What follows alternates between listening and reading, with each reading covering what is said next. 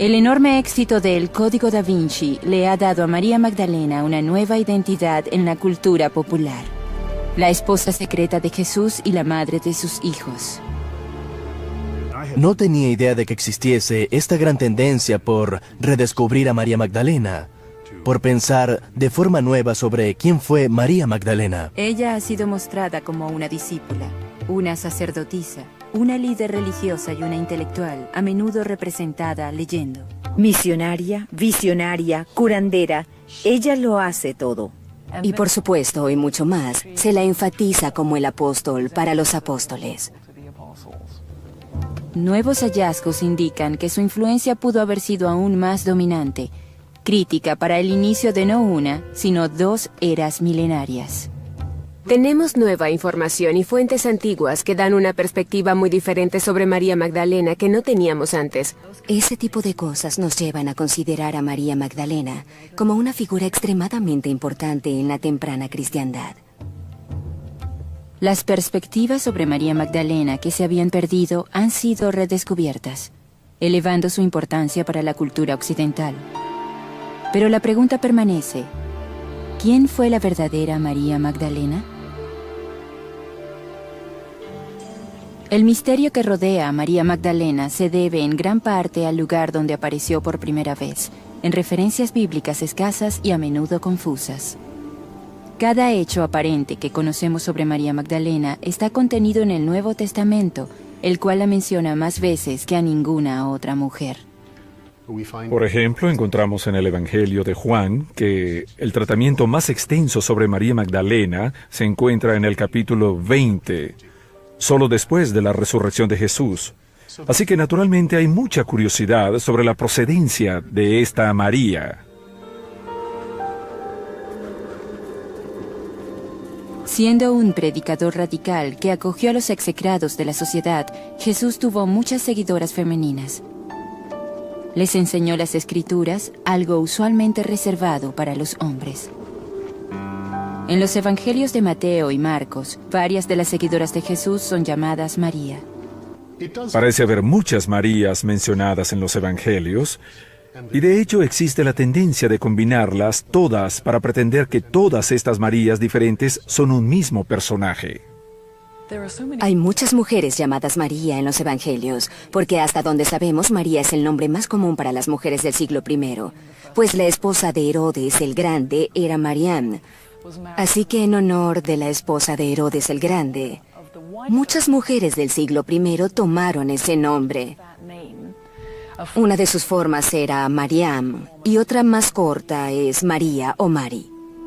Muchos estudiosos creen que el nombre de María Magdalena proviene de Magdala, una aldea pesquera.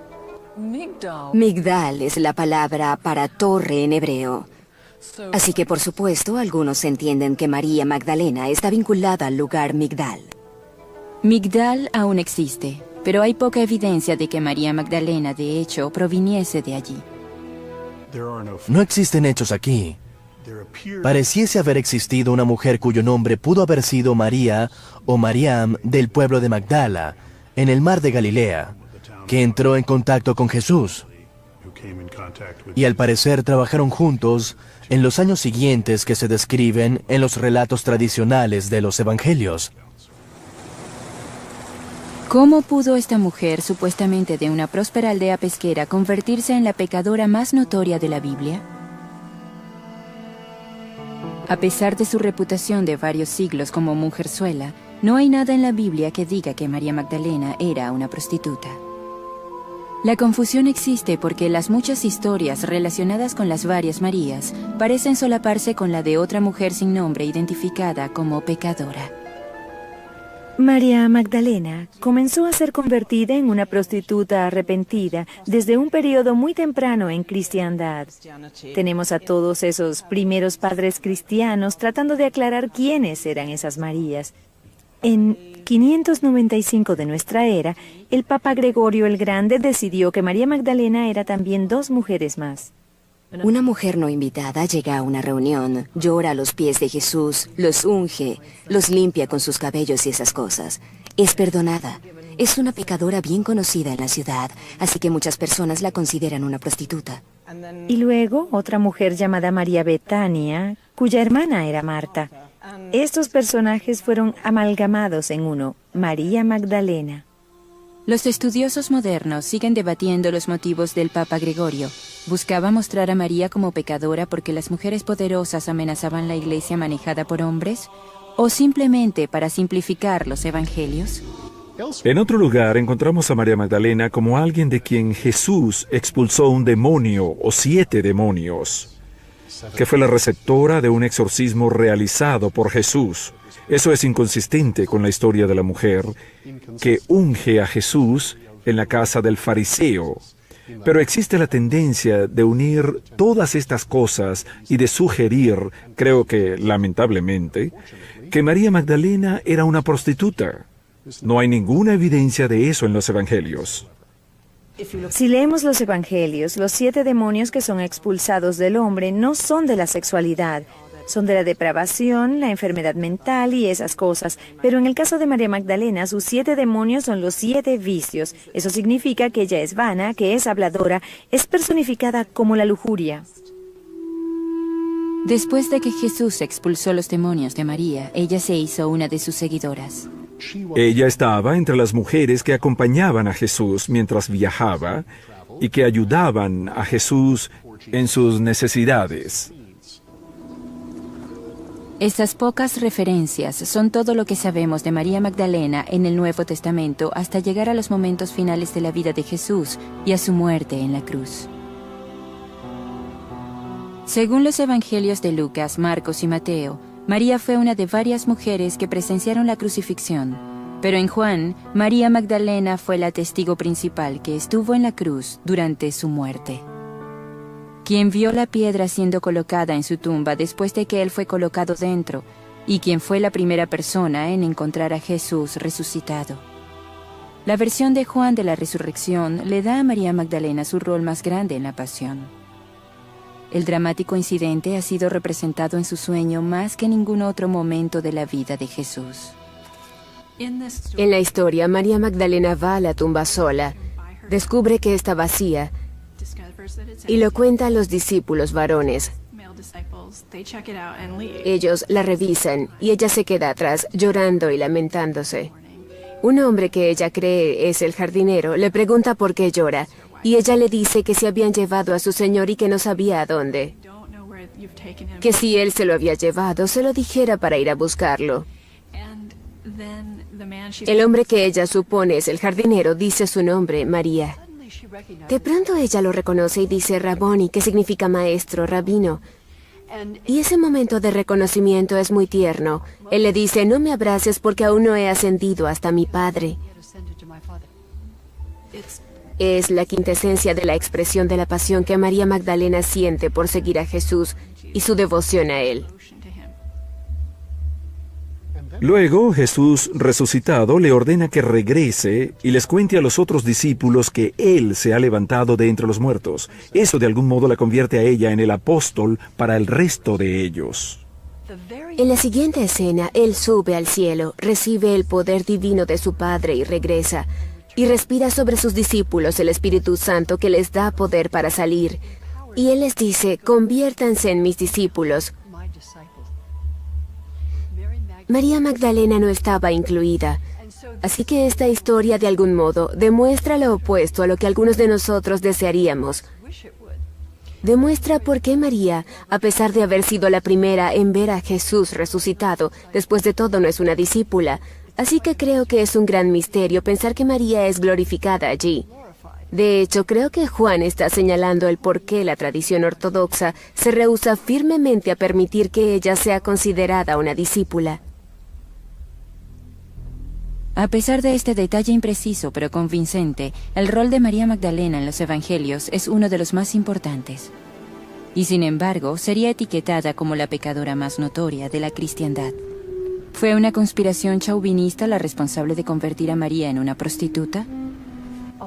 Muchas personas están reconociendo que hay un desequilibrio de género que está construido en la estructura de la cristiandad, y María Magdalena se ha convertido en foco de esta controversia. La idea de que la única mujer prominente en el movimiento habría sido una prostituta degrada significativamente a la mujer, así que esa imagen de María la Madre haciéndose prominente de algún modo desvía el poder de María Magdalena y la coloca en el fondo. Así que como mujer, María Magdalena pudo haber tenido tanta autoridad para enseñar como los seguidores varones de Jesús. Así que las personas se preguntan por qué las mujeres han sido excluidas de muchas posiciones de liderazgo en la cristiandad. En el Nuevo Testamento, Jesús aparece solo ante dos discípulos. Uno es Pedro, la otra, María. Es interesante que los relatos que colocan a Pedro en un rol prominente le restan importancia a María Magdalena, y los que ponen a María en el rol prominente le restan importancia a Pedro. Esto sugiere que en la temprana iglesia había rivalidad entre los que apoyaban a Pedro como el apóstol principal y los que apoyaban a María. Pero si apoyabas a María como el apóstol principal, podría sugerir que las mujeres podían tener roles en la iglesia que muchos hombres no querían. Así que vemos esta rivalidad, y las historias donde María es prominente son suprimidas por completo y luego declaradas heréticas. La leyenda de María Magdalena pudo haber mermado en los siglos siguientes, pero no desapareció.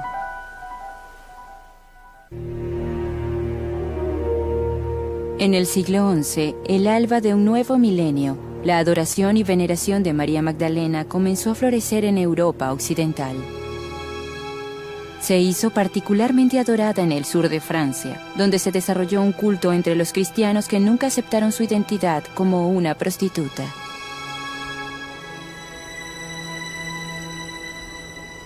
El folclore francés sostiene que María vino a Francia después de la crucifixión. ¿Por qué surgió la leyenda de María Magdalena en Francia? No estoy segura.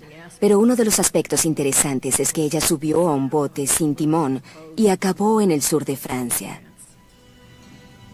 Realmente empujada por Pedro hacia ese bote sin timón. Me gusta eso de no tener timón.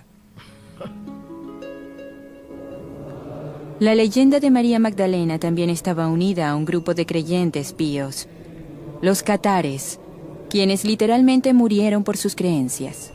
Tenían una vasta influencia en centros por toda Europa occidental y en el Medio Oriente. Se pensaba que guardaban el Santo Grial y sus tesoros, resguardados en su lugar de meditación en el tope de una montaña, Montségur. Creían que Jesús era un hombre, un humano de carne y hueso que fue eclipsado por un principio cósmico, el Cristo. Y el Cristo le permitió a Jesús el hombre hacer cosas milagrosas. Y cuando fue crucificado, el Cristo había cumplido su misión. Así que dejó al hombre. Sucede que Jesús sobrevivió a la crucifixión y después se casó con María Magdalena. Ellos describían despectivamente a María Magdalena como la concubina de Jesús, y esa era su actitud hacia ella. Las especulaciones sobre la relación de los catares con el Grial solo se ha profundizado con el tiempo. Antes de que los sacerdotes catares restantes fueran exterminados como herejes, lograron sustraer un tesoro, no de oro o joyas, sino algo mucho más precioso. ¿Pudo haber sido el secreto del propio Grial? En Francia, la leyenda del Santo Grial cambia sorprendentemente de un cáliz a la propia María Magdalena. Casada secretamente con Jesús, María llevaba el más sagrado de todos los linajes en su vientre. Una versión de la leyenda francesa dice que María fue primero a Egipto, luego navegó hacia Francia con Lázaro y las dos hermanas de este, María y Marta, y su sirviente egipcia llamada Sara. Llegaron a una pequeña aldea, Maris de la Mer, en la costa sur.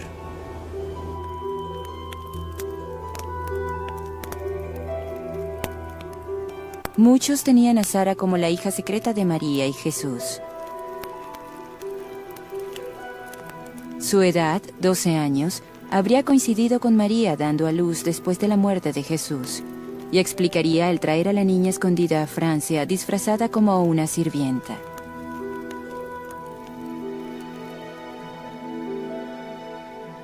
La leyenda continúa diciendo que Sara se convirtió en la primera en el linaje de los reyes franceses, un linaje que, según se dice, aún sobrevive.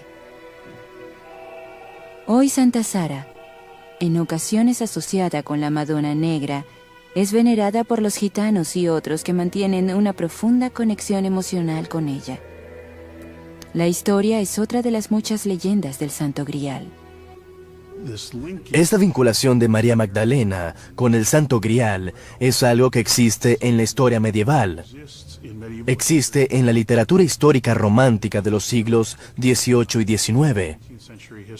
Y es mejor conocida por el trabajo llamado Sangre Santa, Santo Grial, que es un libro de principio de los años 80 que une varias de estas leyendas francesas y declara a la propia María Magdalena como el Santo Grial.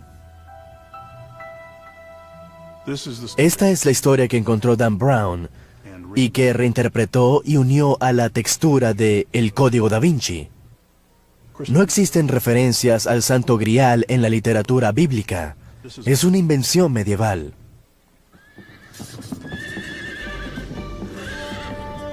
Los templarios, esos caballeros guerreros y guardianes de los peregrinos en camino a Jerusalén, dejaron un rastro de sangre durante las cruzadas. Están unidos en el mito con los catares como guardianes del secreto del Grial.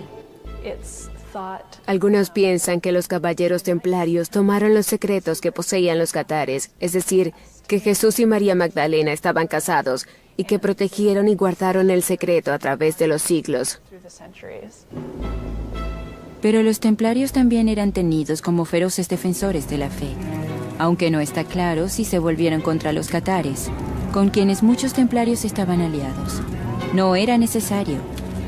El ejército del Papa Inocente III mató a casi 20.000 catares solo en el pueblo de Béziers. Algunos años después, la cruzada sería llamada oficialmente la Inquisición y llegaría a asesinar a casi 1 millón de personas como herejes. La propia Inquisición se formó en respuesta a la herejía de los catares. Se inició una cruzada en Europa contra los catares para eliminar la herejía, y la Inquisición se formó como un modo de desarraigar la herejía sin entrar en una guerra total. En el corazón del país Catar, una pequeña aldea rodeada por castillos templarios se convirtió en la posible ubicación del secreto más grande de la historia, la fuente y el verdadero significado del Grial. En 1885, Béranger Saunier, un sacerdote del pueblo de Reims-le-Château, descubrió documentos que contienen información cifrada y que algunos creen guardan la verdad sobre María y Jesús. Según la leyenda, el secreto de Saunier ofrecía pruebas de que María Magdalena era el Santo Grial y que llevó a Francia a un niño que inició el linaje merovingio de reyes franceses. Saunier los llevó a París para ser descifrados. Al regresar a su parroquia, de pronto pasó de un estado de pobreza a una extrema riqueza. ¿Acaso la iglesia compró su silencio? ¿O acaso el sacerdote inventó la historia del documento secreto para esconder el hecho de que vendía las misas y se guardaba el dinero?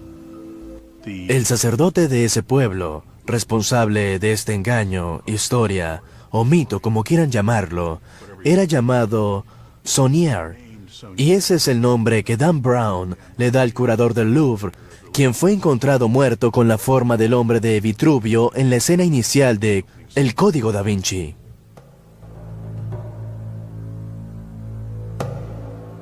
Otra batalla sobre María Magdalena comenzó en el siglo XIII, entre dos iglesias que aseguraban guardar las reliquias de la santa patrona de Francia, Vézelay y Saint-Maximin-à-la-Sainte-Baume.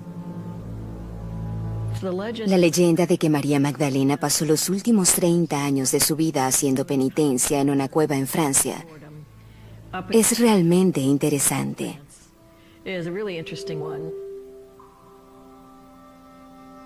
Ella vive aquí en penitencia y no come durante 30 años. Es alimentada por ángeles.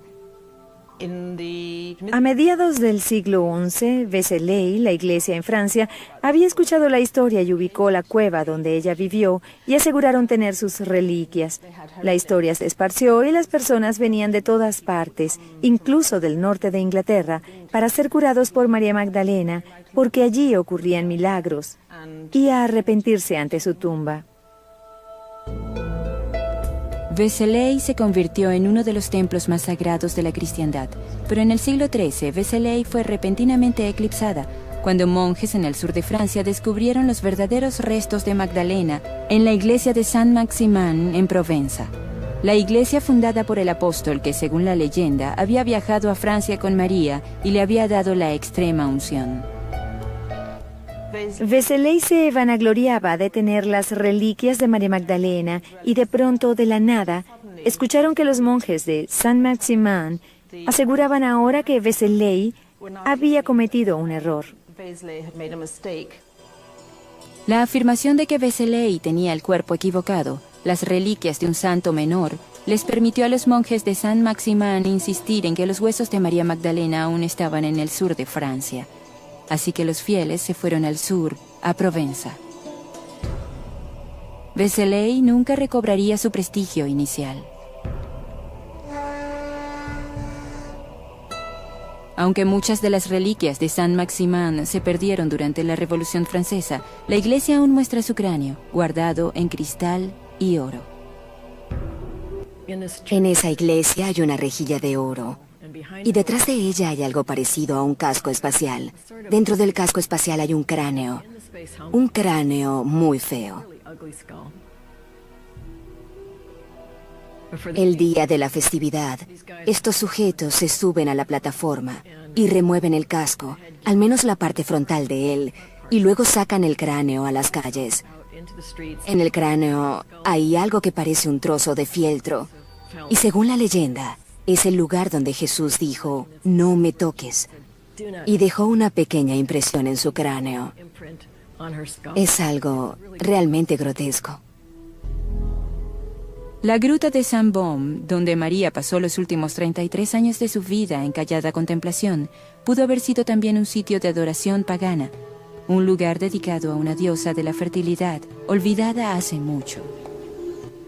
El bosque ahí es muy interesante porque mientras subes, sientes que debe ser muy frío y mientras más te internas en ese bosque, más caliente se hace.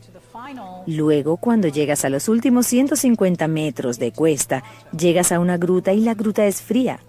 Cuando entras a esa gruta es húmeda, excepto por un área en lo profundo de la gruta que incluso los geólogos no pueden explicar que esté seca. Ese es el lugar donde se supone que la Magdalena pasó sus últimos 33 años y se convirtió en un lugar para que las mujeres fuesen, para las personas que necesitaban ser curadas. La identidad de María Magdalena como la heroína de la Europa medieval mermó con el tiempo por la insistencia de la Iglesia en su rol como pecadora arrepentida. Luego, un descubrimiento del siglo XX la lanzó a la palestra de nuevo, cambiando todas las ideas sobre quién y qué fue ella. ¿Acaso el secreto perdido por siglos estaba por crear una nueva identidad para la Magdalena?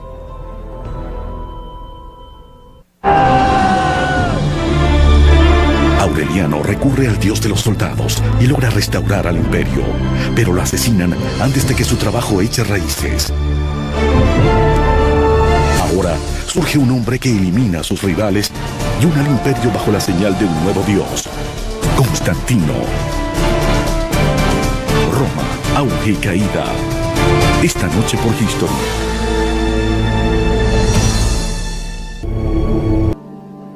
Escondido bajo la superficie del rico suelo del Valle del Nilo, un tesoro enterrado por casi 2000 años fue repentina e inesperadamente revelado. En 1945, un granjero en Egipto, excavando por fertilizantes en un risco, descubrió un enorme jarrón de casi 2 metros.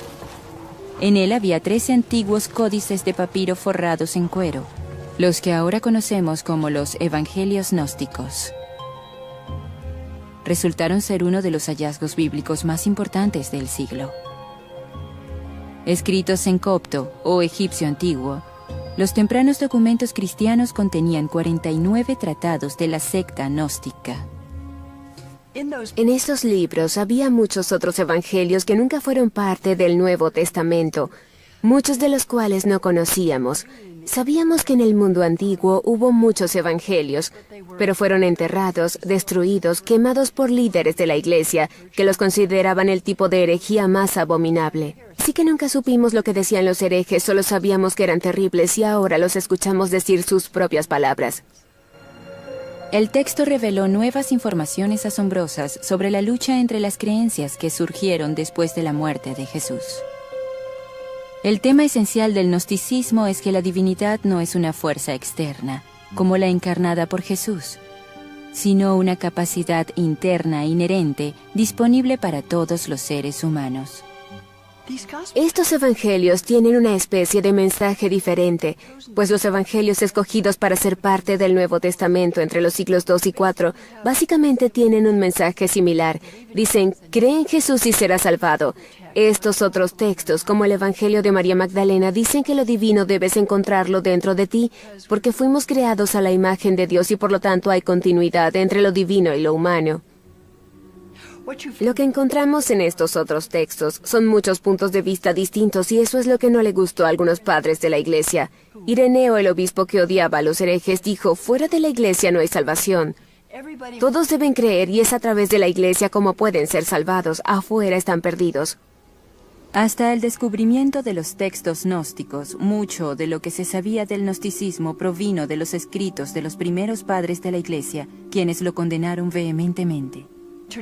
Tertuliano, uno de los líderes de la Iglesia, dijo, las personas siempre hacen preguntas. Son las preguntas las que hacen a las personas herejes. Las preguntas son las que impulsan toda la exploración que se encuentra en esos textos heréticos.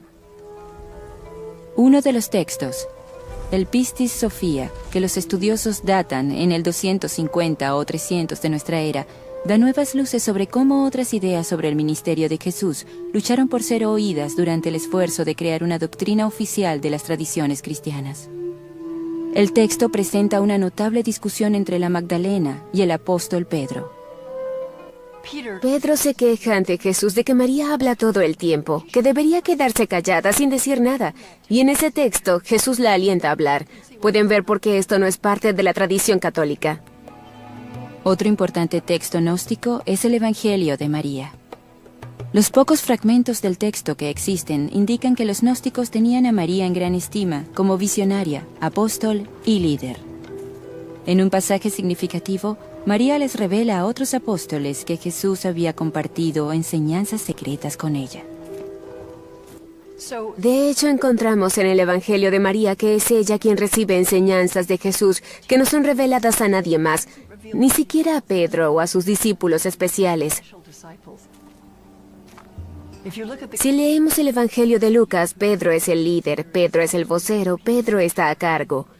Cuando leemos los evangelios que hablan sobre María Magdalena, Pedro es la contrafigura y María Magdalena se convierte en la discípula prominente.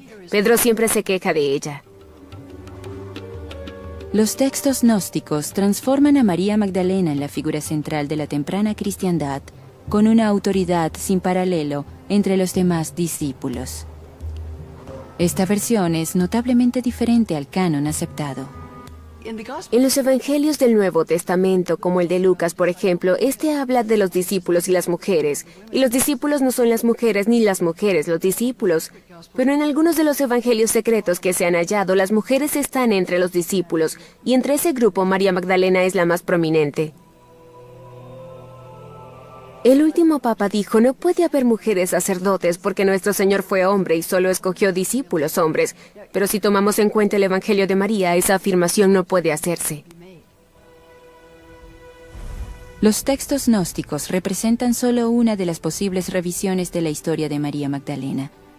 Nos hace preguntarnos cuántas otras versiones de la historia de la Magdalena pudieron haber existido. En el Mediterráneo oriental, en ese periodo hace 2000 años, existía un crisol de ideas filosóficas e intelectuales. Hay personas que trabajan en la noción de que tal vez María Magdala no venía de Magdala, en el mar de Galilea, sino de un lugar llamado Magdala en Etiopía. y que tal vez era una mujer negra o de piel oscura que llegó a Alejandría, que entonces era la encrucijada del mundo, y de allí pasó a Jerusalén, y se unió a Jesús, quien era un extranjero como ella, y juntos iniciaron este movimiento para crear un orden revolucionario. Incluso en el descubrimiento en el siglo XX de los radicales textos gnósticos, apenas genera ondas fuera de los círculos académicos. Se requería una obra de ficción de gran éxito para catapultar a María Magdalena de vuelta a la palestra.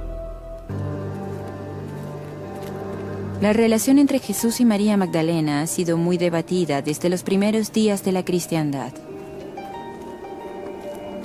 Este tema provocativo nuevamente ha iniciado una tormenta de discusiones.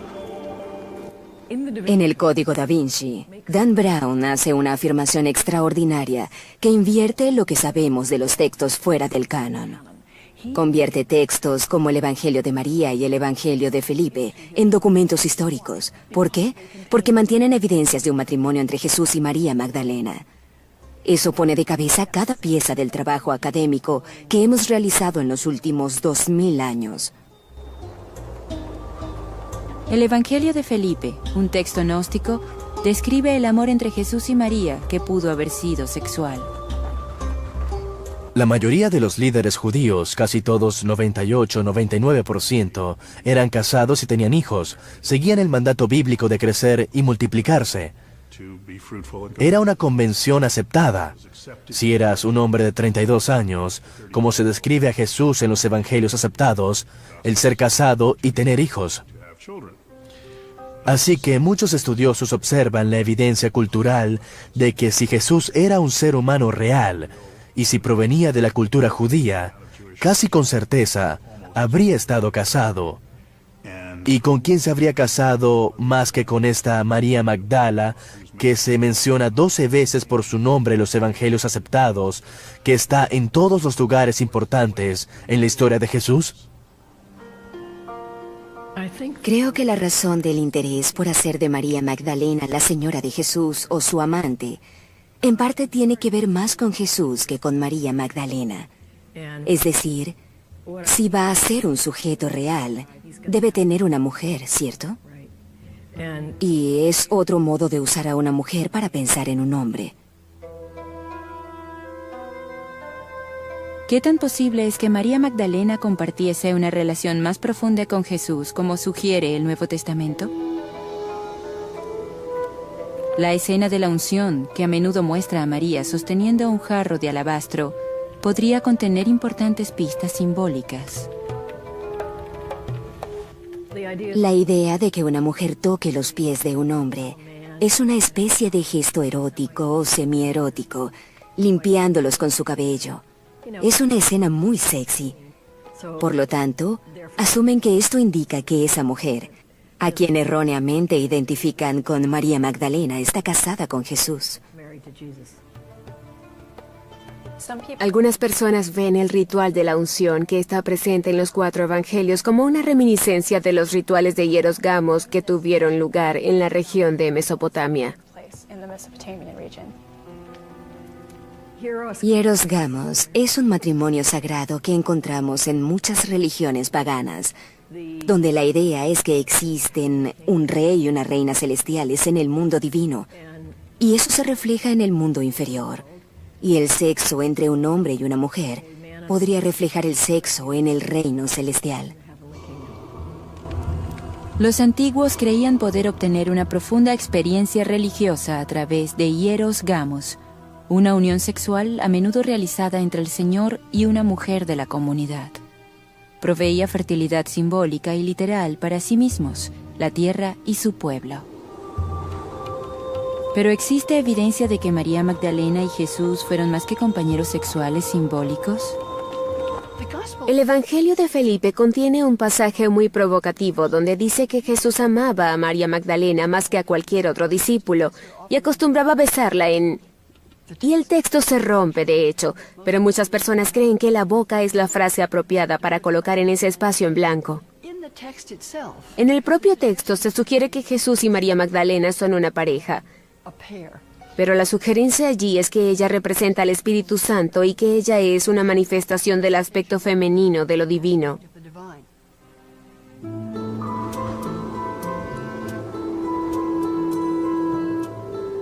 Muchos dentro de la religión tradicional invocan el rol de la Magdalena como apóstol de los apóstoles, como un argumento a favor del sacerdocio femenino, mientras que otros ven su relación con Jesús como una conexión más profunda con un pasado pagano. Hubo religiones misteriosas en el Imperio Romano y en algunas de esas religiones se veneraban diosas. Algunos creen que había sacerdotisas o prostitutas sagradas que realizaban los rituales de estas diosas. Así que algunos creen, basándose en el ritual de la unción, que María Magdalena pudo haber sido una sacerdotisa de Isis, realizando el ritual de Hieros Gamos con Jesús. Isis es la esposa de Osiris. Osiris es asesinado, su cuerpo es cortado en pedazos. Isis y su hermana Neftis lo unen de nuevo, ungen su cuerpo y se quedan con él por 3 días, y en el tercer día, él regresa de entre los muertos. Así que esa idea de la mujer que unge y espera 3 días junto a su tumba no es una conexión poco común. Cada dios del mundo antiguo, fuese romano, griego o egipcio, tenía una compañera femenina, así que es muy inusual que el Dios de Israel sea mostrado sin una. Y sabemos que esas imágenes de la parte femenina que olvidamos fueron suprimidas en la antigüedad. Las primeras religiones adoraban diosas. Hubo diosas antes de que hubiera dioses. Veían el sexo y la sexualidad sin los tabúes e inhibiciones que tenemos nosotros, sino con una sensación de éxtasis de nacimiento. Y todo esto, visto a través del prisma actual, ahora es colocado sobre el personaje de María Magdalena, y de alguna manera ella representa todo esto. Hoy, igual que en los primeros días de la cristiandad, María Magdalena personifica lo que la Iglesia Ortodoxa ha perdido: lo sagrado femenino. ¿Podría María Magdalena representar el rostro femenino de Dios? Sabemos que en las tradiciones cristiana y judía, Dios es descrito siempre como masculino. En estos otros textos, a menudo encontramos que se habla de Dios no solo como padre, sino también como madre. Esta no es una idea insignificante y muchas personas le temen profundamente. Si la voz femenina está siendo sacrificada en la batalla por la ortodoxia, María Magdalena podría ser la clave para restaurarla.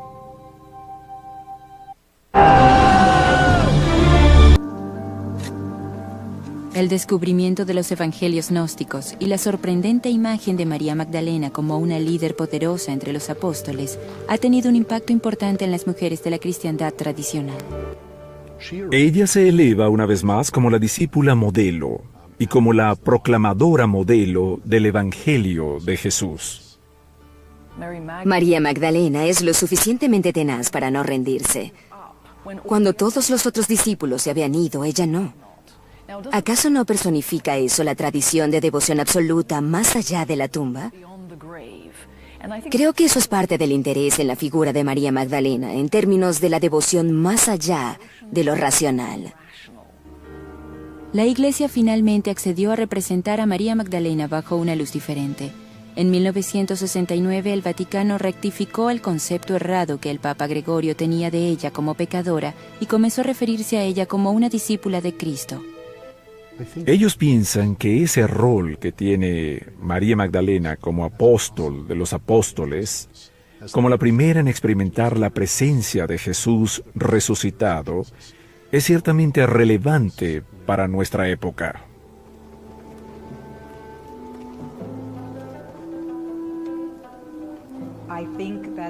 Creo que el problema siempre ha sido que María Magdalena fue una mujer independiente, y al ser una mujer independiente, no necesitaba un hijo, no necesitaba un esposo, necesitaba satisfacer su pasión, su amor de muchas otras maneras. Parte de la resistencia de la religión tradicional podría provenir del hecho de que la imagen de María, como una prostituta redimida, ha sido beneficiosa por siglos para incontables mujeres. La imagen de María Magdalena como una pecadora arrepentida fue una ficción, pero de algún modo fue una ficción terapéutica. Durante 1400 años, las mujeres y los hombres, pero principalmente las mujeres, no han logrado alcanzar el estándar que les ha impuesto la Iglesia, específicamente en cuanto a su sexualidad. Les dieron una virgen como modelo a seguir y la mayoría no puede alcanzar ese estándar, así que están en una situación en la que siempre serán pecadoras. Las personas pueden ver a María Magdalena y lo han hecho y aún lo hacen, de un modo que les permite decir, si María Magdalena pudo salvarse, entonces yo también podré. Cuando pensamos en María Magdalena como prostituta, no deberíamos apresurarnos en desechar eso, pues de hecho muchas personas despreciadas han encontrado acceso a la religión cristiana a través de esto. Hay estudios feministas que verían muy positivamente el uso de la sexualidad de una mujer para obtener ganancias, y otras personas lo verían como una elección trágica. Pero el hecho de que María Magdalena fuese asociada con prostitutas, a pesar de que es parte de una leyenda, creo que no lo debemos olvidar. Ella fue una pecadora. Ella fue como todos nosotros. Podemos llegar a ella de un modo que no podemos hacer con la prístina y virginal María de Nazaret. Podemos llegar a ella de un modo en que no podemos llegar a San Pedro o San Pablo, incluso de un modo en que no podemos llegar a Jesús de Nazaret desde una posición de fe. Pero aquí está una mujer que nos entiende. Ella es alguien que ve, oye, siente, toca y huele todo lo que nosotros. No necesitamos ningún otro santo que haga eso. El rol impuesto a María Magdalena a través del tiempo ha variado más que ninguna otra figura bíblica. El rol que tiene ahora podría ser el más grande. Ella es un modelo para el apostolado, el liderazgo, el valor, la fidelidad y el poder femeninos. Es el rol más importante que nunca habríamos imaginado hace 25 años. Para las mujeres ella se convierte en la personificación de un sentido de espiritualidad femenina que de otro modo está realmente suprimido de la tradición cristiana. Así que creo que no se trata de si ella es un personaje histórico o alguien que surge de la imaginación religiosa de muchas personas. Creo que es ambas cosas. En la cultura popular, María Magdalena se ha convertido en una celebridad global, con una nueva y vasta audiencia creada por su estrellato en el Código da Vinci. Es interesante que hoy veamos la identidad de apóstol y la de novia de Cristo, simbólica y literalmente siendo revividas.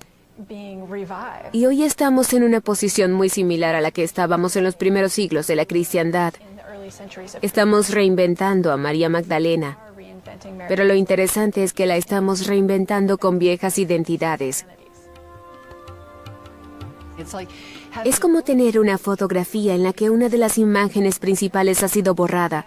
Y ahora vemos que de hecho esa imagen estuvo allí desde el principio y reconocemos que es parte de la tradición que conocemos.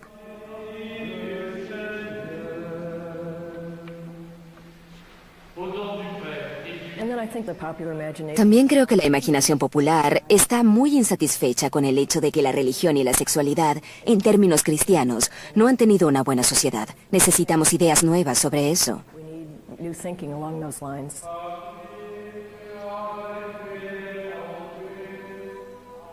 Para los buscadores espirituales, fuera de la religión tradicional, María Magdalena ha sido recreada como una campeona simbólica que busca traer balance y sanación a un mundo orientado a lo masculino. Creo que María Magdalena, en el siglo XXI, es realmente quien queramos que sea. Y muchas personas diferentes, con perspectivas diferentes, verán a la mujer, la diosa, la líder religiosa, la compañera de Jesús, que desean ver besándose en lo que desean que ocurra en nuestro mundo moderno. Creo que puedes considerar a María Magdalena como una santa, como reformista, no siendo una prostituta, como apóstol de los apóstoles, y aún así verías pocas implicaciones en los roles de la mujer, en las prácticas religiosas contemporáneas o en los movimientos sociales más amplios.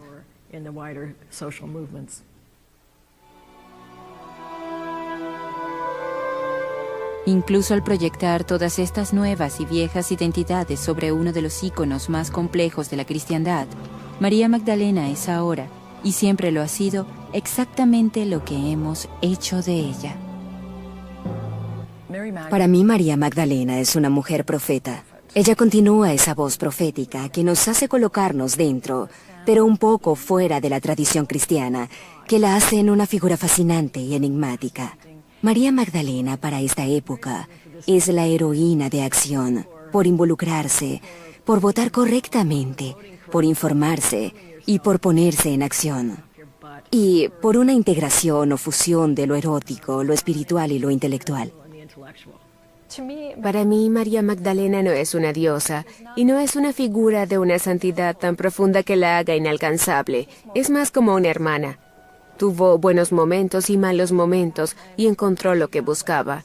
Esa es mi María Magdalena. Mi imagen de María Magdalena es de fuerza, valor, fidelidad, pasión. Ella personifica todas las virtudes femeninas de las que fue privada por tanto tiempo. Es la personificación de la verdadera humanidad femenina. Bien sea que veamos a María Magdalena como una pecadora, la seguidora más amada por Jesús, o una líder de la temprana iglesia cristiana, ella siempre ha sido lo que las personas han querido y han necesitado que sea.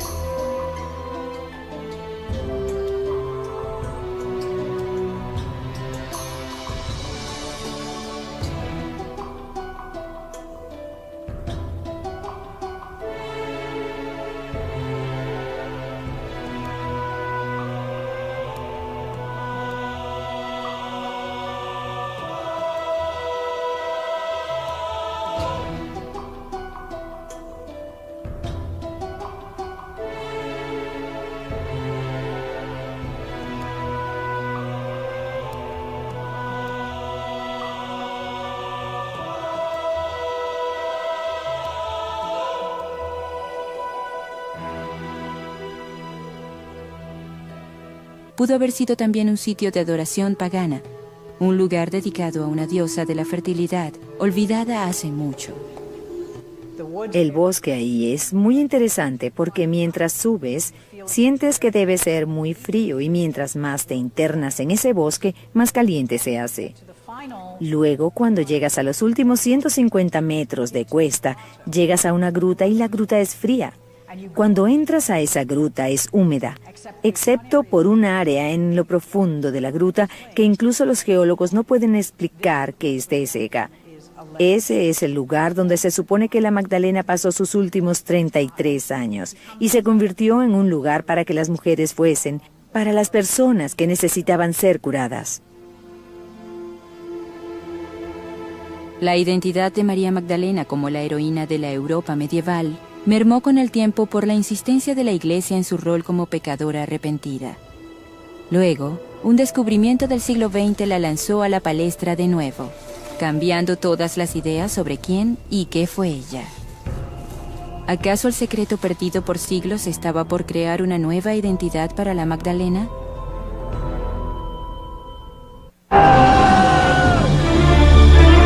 Aureliano recurre al dios de los soldados y logra restaurar al imperio, pero lo asesinan antes de que su trabajo eche raíces. Ahora surge un hombre que elimina a sus rivales y une al imperio bajo la señal de un nuevo dios, Constantino. Roma, auge y caída. Esta noche por History.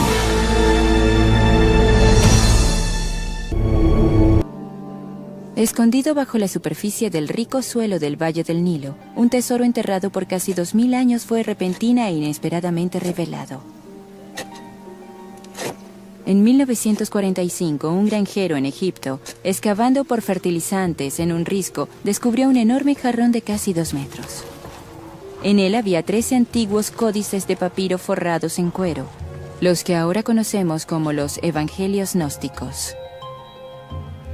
Resultaron ser uno de los hallazgos bíblicos más importantes del siglo.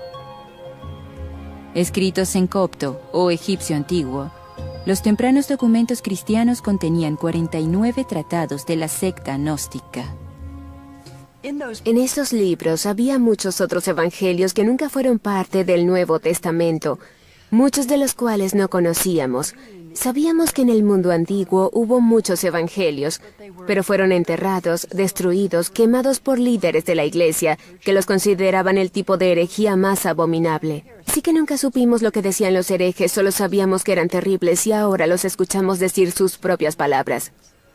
Una prostituta degrada significativamente a la mujer, así que esa imagen de María la Madre haciéndose prominente, de algún modo desvía el poder de María Magdalena y la coloca en el fondo. Así que como mujer, María Magdalena pudo haber tenido tanta autoridad para enseñar como los seguidores varones de Jesús. Así que las personas se preguntan por qué las mujeres han sido excluidas de muchas posiciones de liderazgo en la cristiandad. En el Nuevo Testamento, Jesús aparece solo ante 2 discípulos. Uno es Pedro, la otra, María. Es interesante que los relatos que colocan a Pedro en un rol prominente le restan importancia a María Magdalena, y los que ponen a María en el rol prominente le restan importancia a Pedro. Esto sugiere que en la temprana iglesia había rivalidad entre los que apoyaban a Pedro como el apóstol principal y los que apoyaban a María. Pero si apoyabas a María como el apóstol principal, podría sugerir que las mujeres podían tener roles en la iglesia que muchos hombres no querían. Así que vemos esta rivalidad, y las historias donde María es prominente son suprimidas por completo y luego declaradas heréticas. La leyenda de María Magdalena pudo haber mermado en los siglos siguientes, pero no desapareció.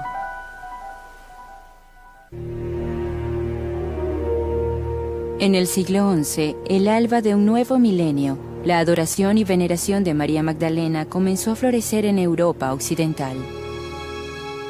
Se hizo particularmente adorada en el sur de Francia, donde se desarrolló un culto entre los cristianos que nunca aceptaron su identidad como una prostituta.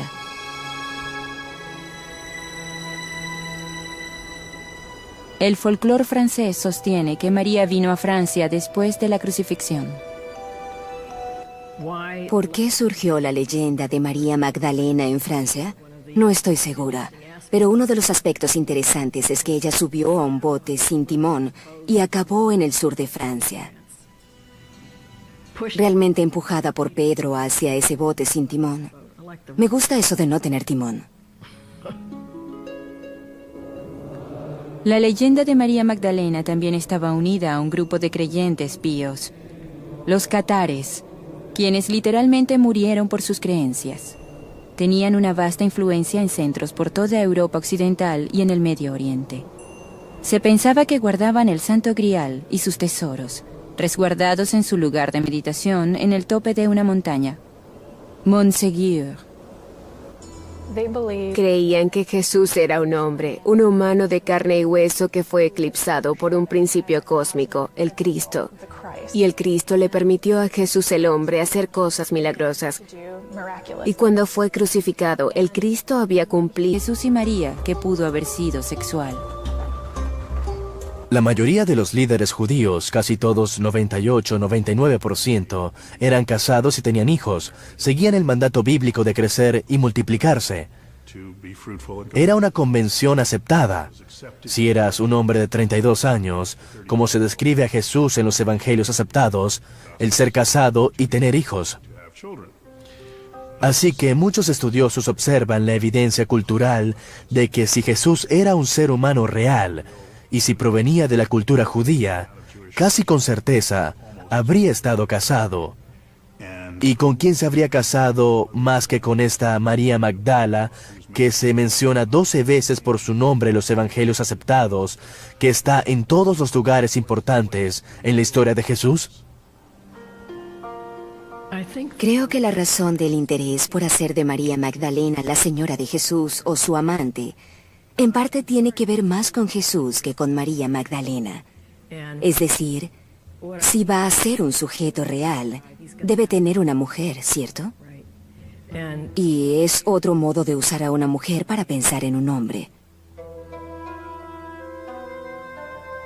¿Qué tan posible es que María Magdalena compartiese una relación más profunda con Jesús, como sugiere el Nuevo Testamento?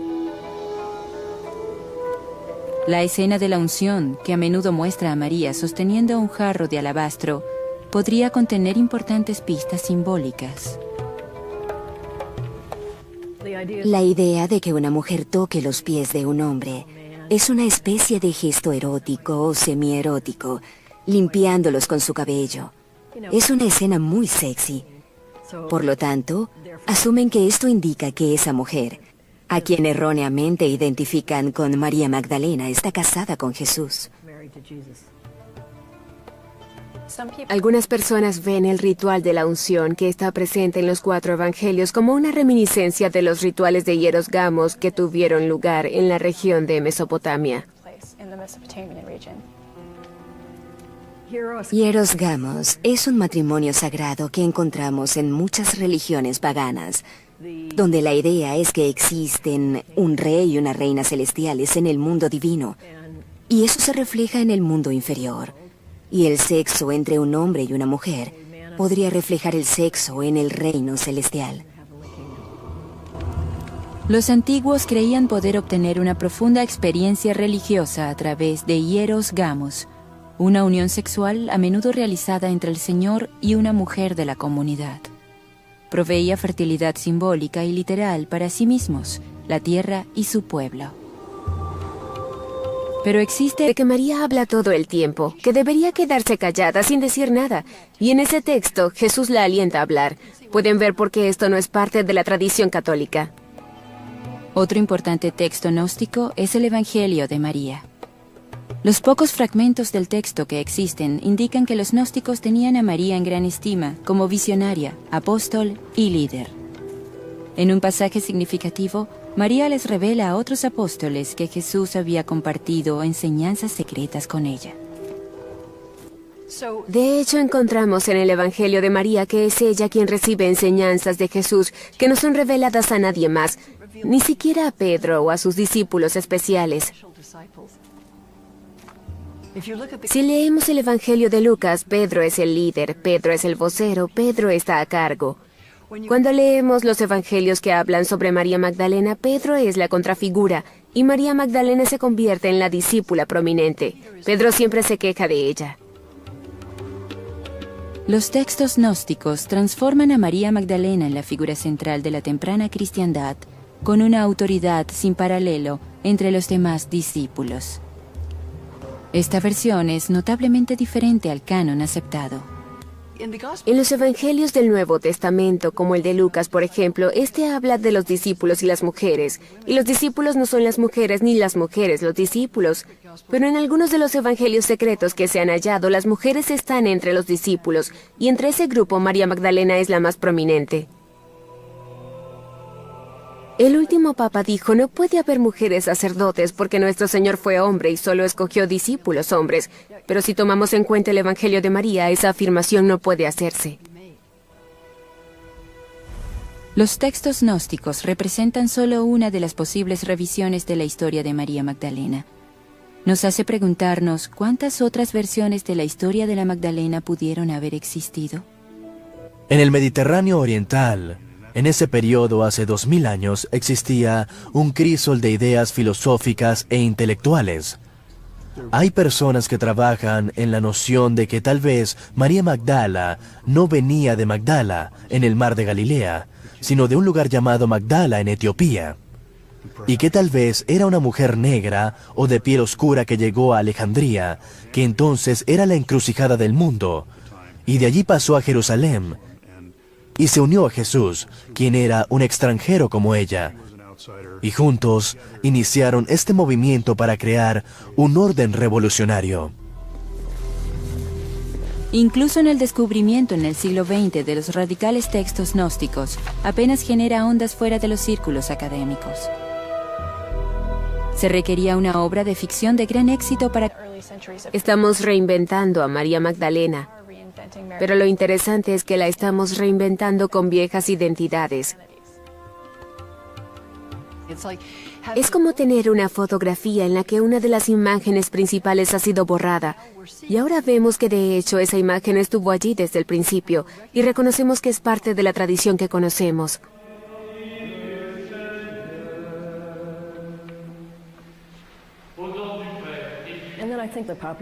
También creo que la imaginación popular está muy insatisfecha con el hecho de que la religión y la sexualidad, en términos cristianos, no han tenido una buena sociedad. Necesitamos ideas nuevas sobre eso.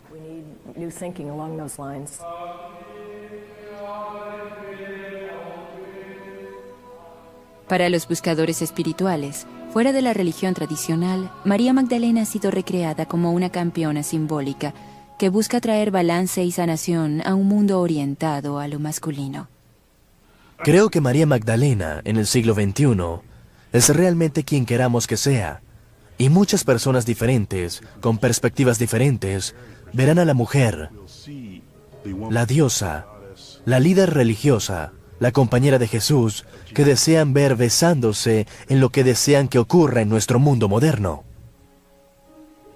Creo que puedes considerar a María Magdalena como una santa, como reformista, no siendo una prostituta, como apóstol de los apóstoles, y aún así verías pocas implicaciones en los roles de la mujer, en las prácticas religiosas contemporáneas o en los movimientos sociales más amplios.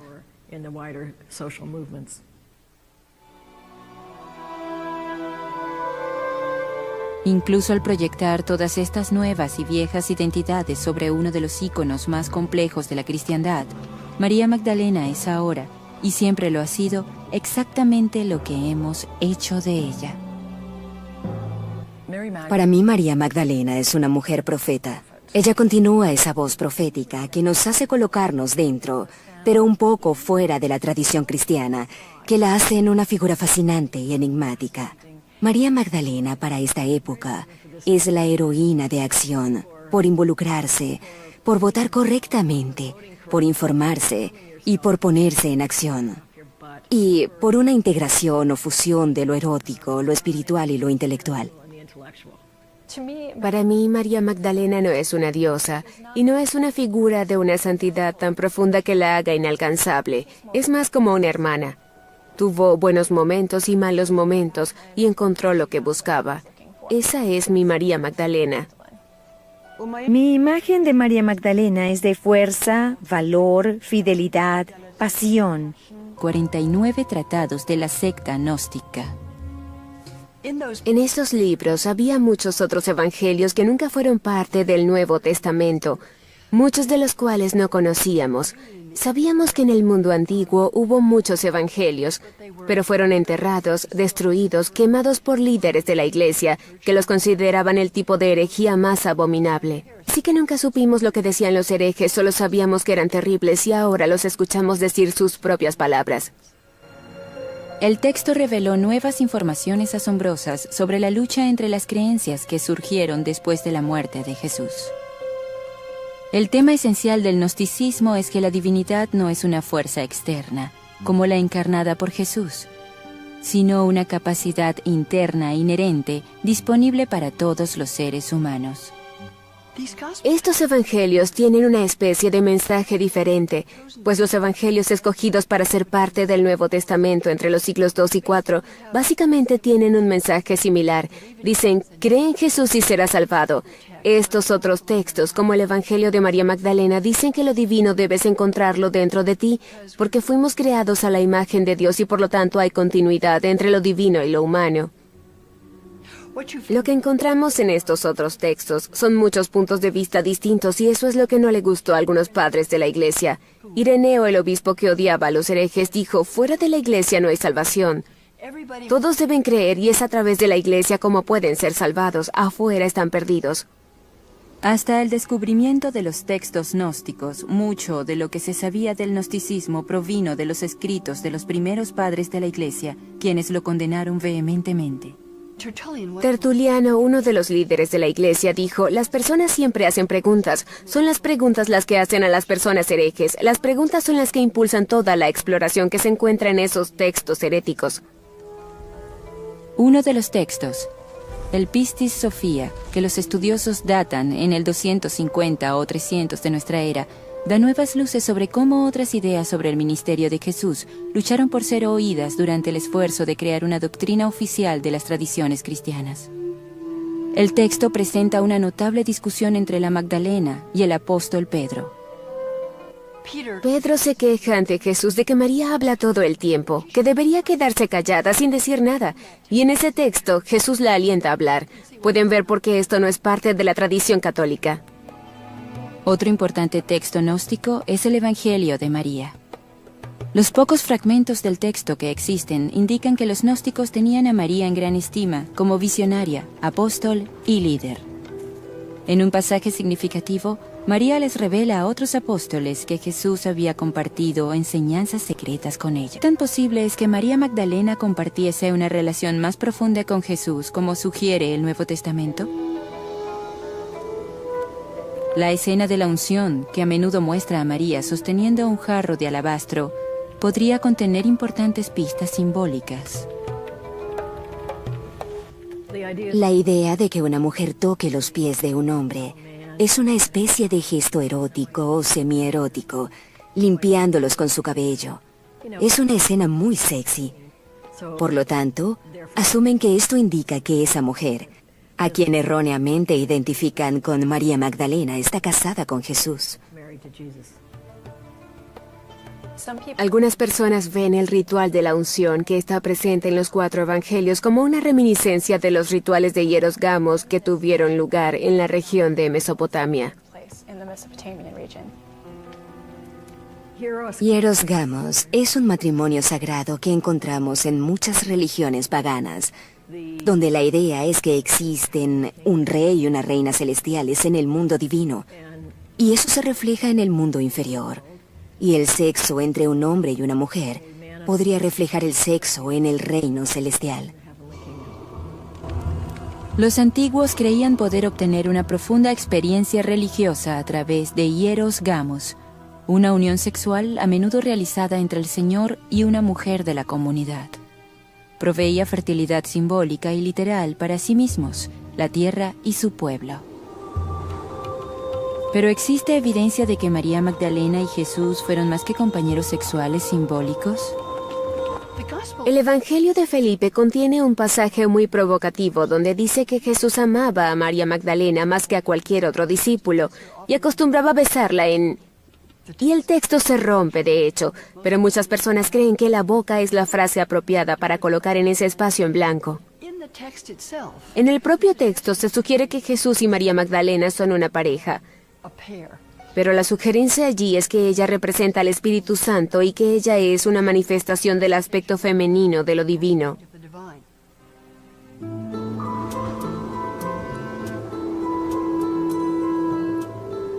Muchos dentro de la religión tradicional invocan el rol de la Magdalena como apóstol de los apóstoles, como un argumento a favor del sacerdocio femenino, mientras que otros ven su relación con Jesús como una conexión más profunda con un pasado pagano. Hubo religiones misteriosas en el Imperio Romano y en algunas de esas religiones se veneraban diosas. Algunos creen que había sacerdotisas o prostitutas sagradas que realizaban los rituales de estas diosas. Así que algunos creen, basándose en el tema provocativo, nuevamente ha iniciado una tormenta de discusiones. En el Código da Vinci, Dan Brown hace una afirmación extraordinaria que invierte lo que sabemos de los textos fuera del canon. Convierte textos como el Evangelio de María y el Evangelio de Felipe en documentos históricos. ¿Por qué? Porque mantienen evidencias de un matrimonio entre Jesús y María Magdalena. Eso pone de cabeza cada pieza del trabajo académico que hemos realizado en los últimos 2000 años. El Evangelio de Felipe, un texto gnóstico, describe el amor entre Jesús y María que pudo haber sido sexual. La mayoría de los líderes judíos, casi todos 98-99%, eran casados y tenían hijos, seguían el mandato bíblico de crecer y multiplicarse. Era una convención aceptada. Si eras un hombre de 32 años, como se describe a Jesús en los evangelios aceptados, el ser casado y tener hijos. Así que muchos estudiosos observan la evidencia cultural de que si Jesús era un ser humano real, y si provenía de la cultura judía, casi con certeza habría estado casado. ¿Y con quién se habría casado más que con esta María Magdala, que se menciona 12 veces por su nombre en los evangelios aceptados, que está en todos los lugares importantes en la historia de Jesús? Creo que la razón del interés por hacer de María Magdalena la señora de Jesús o su amante, en parte tiene que ver más con Jesús que con María Magdalena. Es decir, si va a ser un sujeto real, debe tener una mujer, ¿cierto? Y es otro modo de usar a una mujer para pensar en un hombre. ¿Qué tan posible es que María Magdalena compartiese una relación más profunda con Jesús, como sugiere el Nuevo Testamento? La escena de la unción, que a menudo muestra a María sosteniendo un jarro de alabastro, podría contener importantes pistas simbólicas.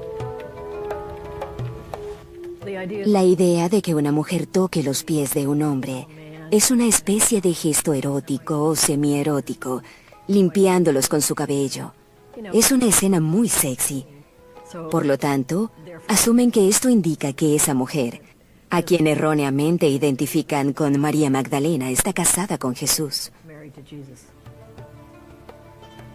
Algunas personas ven el ritual de la unción que está presente en los 4 evangelios como una reminiscencia de los rituales de hieros gamos que tuvieron lugar en la región de Mesopotamia. Hieros gamos es un matrimonio sagrado que encontramos en muchas... Que si él se lo había llevado, se lo dijera para ir a buscarlo. El hombre que ella supone es el jardinero dice su nombre, María. De pronto ella lo reconoce y dice Raboni, que significa maestro, rabino. Y ese momento de reconocimiento es muy tierno. Él le dice, no me abraces porque aún no he ascendido hasta mi Padre. Es la quintesencia de la expresión de la pasión que María Magdalena siente por seguir a Jesús y su devoción a Él. Luego, Jesús resucitado le ordena que regrese y les cuente a los otros discípulos que Él se ha levantado de entre los muertos. Eso de algún modo la convierte a ella en el apóstol para el resto de ellos.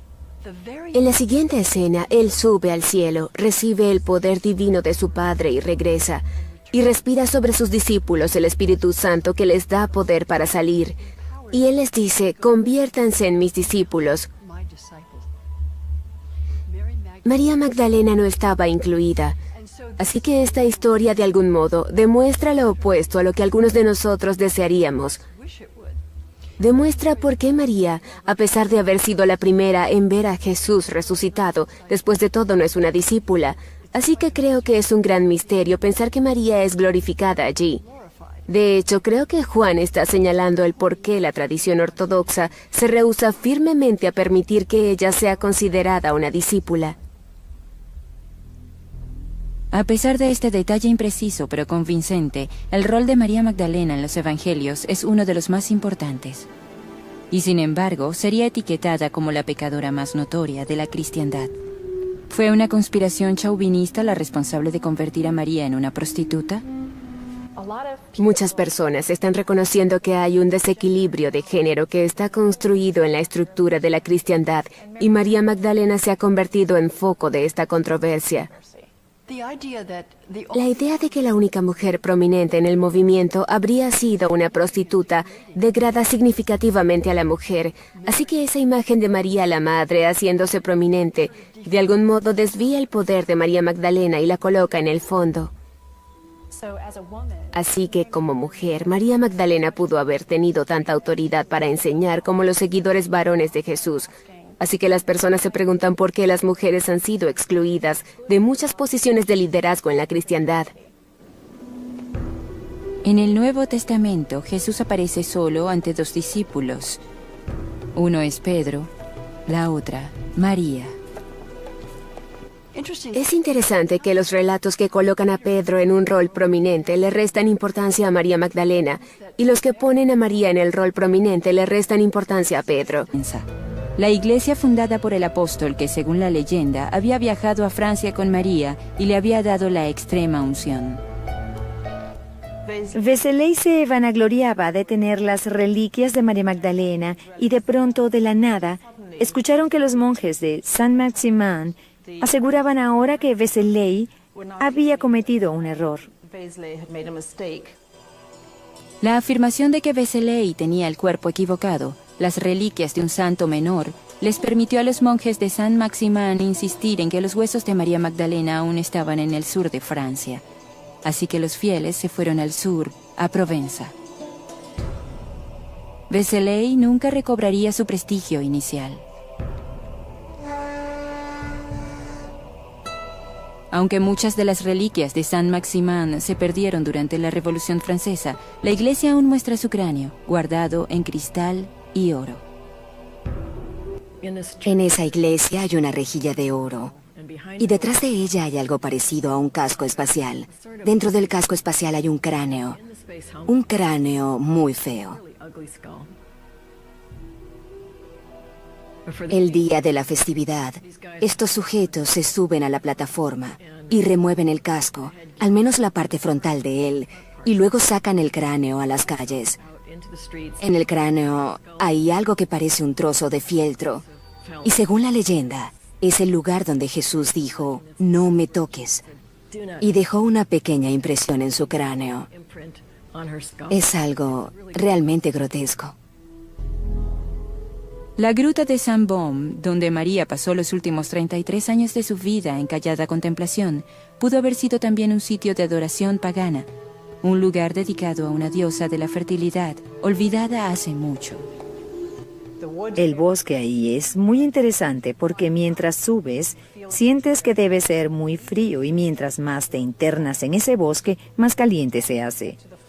Luego, cuando llegas a los últimos 150 metros de cuesta, llegas a una gruta y la gruta es fría.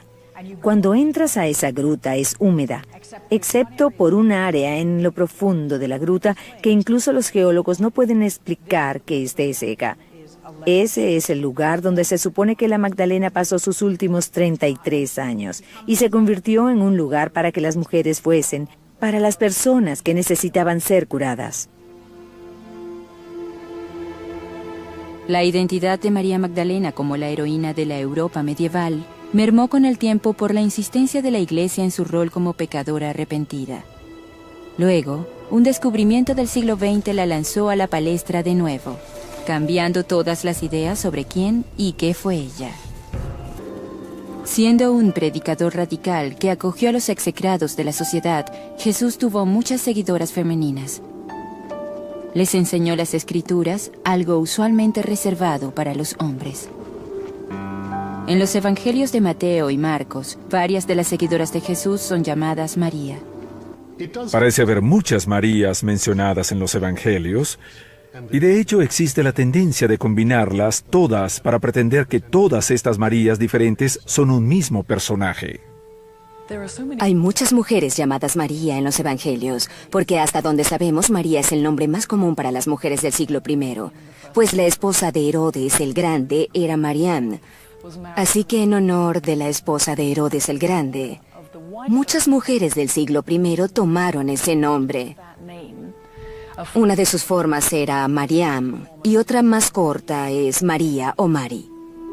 Muchos estudiosos creen que el nombre de María Magdalena proviene de Magdala, una aldea pesquera. Migdal es la palabra para torre en hebreo. Así que, por supuesto, algunos entienden que María Magdalena está vinculada al lugar Migdal. Migdal aún existe, pero hay poca evidencia de que María Magdalena, de hecho, proviniese de allí. No existen hechos aquí. pareciese haber existido una mujer cuyo nombre pudo haber sido María o Mariam del pueblo de Magdala, en el mar de Galilea, que entró en contacto con Jesús. Y al parecer trabajaron juntos en los años siguientes que se describen en los relatos tradicionales de los evangelios. ¿Cómo pudo esta mujer, supuestamente de una próspera aldea pesquera, convertirse en la pecadora más notoria de la Biblia? A pesar de su reputación de varios siglos como mujerzuela, no hay nada en la Biblia que diga que María Magdalena era una prostituta. La confusión existe porque las muchas historias relacionadas con las varias Marías parecen solaparse con la de otra mujer sin nombre identificada como pecadora. María Magdalena comenzó a ser convertida en una prostituta arrepentida desde un periodo muy temprano en cristiandad. Tenemos a todos esos primeros padres cristianos tratando de aclarar quiénes eran esas Marías. En 595 de nuestra era, el Papa Gregorio el Grande decidió que María Magdalena era también dos mujeres más. Una mujer no invitada llega a una reunión, llora a los pies de Jesús, los unge, los limpia con sus cabellos y esas cosas. Es perdonada. Es una pecadora bien conocida en la ciudad, así que muchas personas la consideran una prostituta. Y luego, otra mujer llamada María Betania, cuya hermana era Marta. Estos personajes fueron amalgamados